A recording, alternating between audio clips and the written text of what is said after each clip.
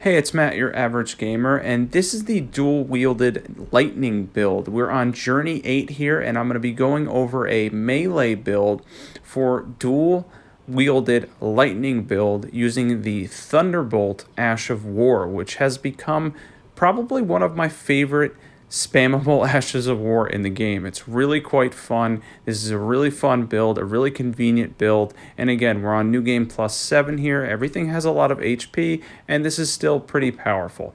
By the way, if you're not subbed, definitely sub. This channel is going to be giving you the most overpowered builds all the time, and everything's going to be up to date. And when DLC inevitably drops, I'm going to be working very hard to give you guys the best builds I can possibly come up with in Elden Ring.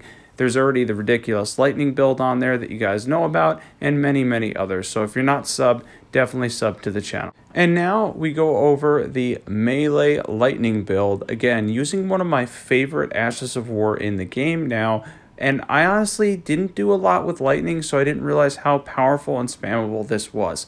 Now, for the purpose of this video, I did use summons a couple of times. I know you guys are a fan of my channel. You see me, I do a lot of solo stuff. For this build, I decided summoning would be really fun because I wanted to show how spammable this truly is. It's a really powerful Ash of War. It can be buffed a little bit, and it's incredibly spammable with a ridiculous amount of range to top it off. It is quite good, to say the least. Now, what we're using here is the dual Nagakibas, and you may be wondering why I'm going with the Nagakibas. At the end of this video, and I don't know if I mentioned it already, I'm going to show an alternative with a heavier weapon set. But with the whole lightning build type thing, I really like the quickness of the Nagakibas, while also being able to spam this with pretty high AR, and we're going to show the melee part of it now on the Fire Giant. I'm going to show the first part of the Fire Giant here. The second part, this isn't the best build for the second part of the Fire Giant, since you're going to be avoiding probably his weak points in the second half. So I chased him around a lot. He rolled around a lot. It wasn't too difficult. I know him very well at this point.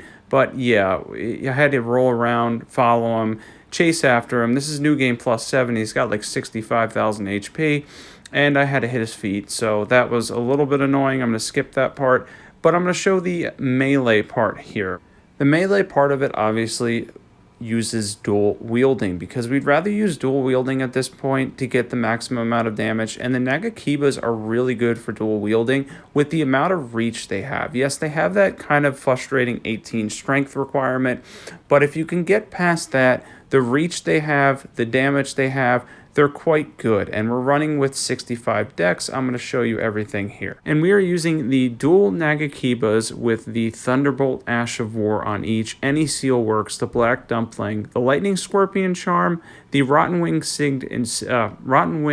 Sword Insignia for the consecutive attack boost, Shard of Alexander, Dragoncrest, so that we're a little bit beefier, we can take some damage, Lightning Tear, and then you can either do the consecutive attack tear or the defense tear. Both are fantastic. Now for our stats here, lightning always scales with dexterity purely on weapons. It's always with dex. So we want to try to hit 80 dex, but since I'm buffing some stuff with faith, I have it at 65. If you're going to use some faith, you can keep it at 65. That's a fine amount past the soft cap. But if you can hit that 80 and get that hard cap, or you're just leveling up nonstop, it's really a fantastic way to get as much damage as you can with the pure dexterity scaling. And as you can tell, it's awesome to use against regular enemies as well as bosses. And now we're on to the Godskin Duo. Now for the Godskin Duo, I use summons again because I wanted to spam stuff a little bit and see how much damage I could get going on them and what I could really do with the amount of range that I had. The amount of range on Thunderbolt is really good. And like I said, this started out as kind of a dual wielding video, but it kind of showcased how good Thunderbolt is.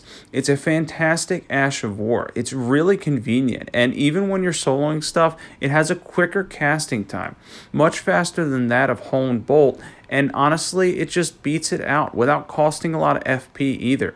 So it's a fantastic way to complement the melee damage you're getting. And in the later journeys, I definitely suggest more along the lines of spamming as opposed to the up and front battling, because you're going to get a lot of damage out of it. It's easier to buff, and it's just a fantastic way to kind of play it safe and do a lot of damage and make this build really, really powerful. The Ash of War is really the shining part of this build. Even though I do love the dual lightning build in general, I think it's really cool, and it was a fun run doing this. I did stop at the Godskin duo just to try a couple things here. Before we get into that, you get the Thunderbolt Ash of War at the West Capitol Rampart.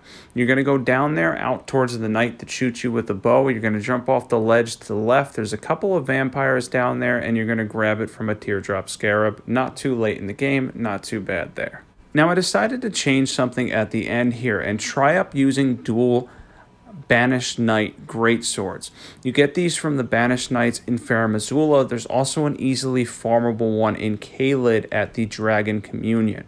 Now, I wanted to try this because it's going to scale with Dex anyway, because Lightning always does. So Thunderbolt will scale with Dex as long as we stick with the Lightning. And it turned out to be really powerful. I actually like this better. I love the Nagakibas. I have a lot of love for them as a weapon because of their range, because of how powerful and fast they are, and the innate bleed attached to them.